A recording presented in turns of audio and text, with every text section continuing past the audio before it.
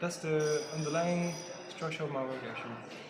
The spine of my work is called open architecture, or Openness, and that's exactly what I'm trying to do, is to organize things, make sense of things, but keeping it open and modular, so it can be expanded by myself or by others over time. I think there could be lots of jokes about like TED being a very like elitist place, but I think it's actually a requirement. When you want to do something that's truly open, it requires a certain characteristics, and so, for example, things can be done very privately in the first place, and you release them completely open. And that my guess is that TED is trying to do that. It's trying to create like high quality content in a very maybe private and very elitist way, to release to the world in a very, very open fashion.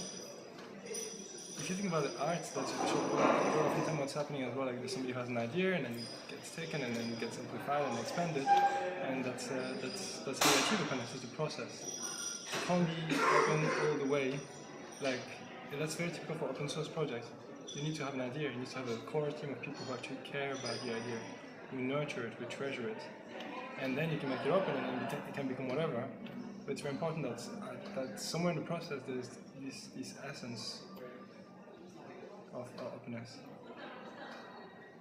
So openness needs structure. Openness is an intention at the beginning. Then it becomes structure. Yeah, it doesn't necessarily require an administration or like being legally organized or doesn't need to be made to become a legacy. But there needs to be some starting point. And there needs to be a clear intention. Why are you wearing a chair? That's openness. The openness of, because now you can look at the sequence upside down. Or we could edit this upside down. Actually, we're gonna do something else right now. Now you're gonna follow me. Okay, you're gonna follow my head.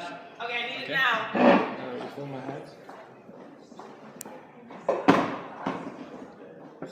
And now you're going to turn the camera upside down. And so we're going to continue the interview upside down.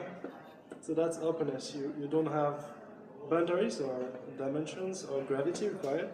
It can be anything.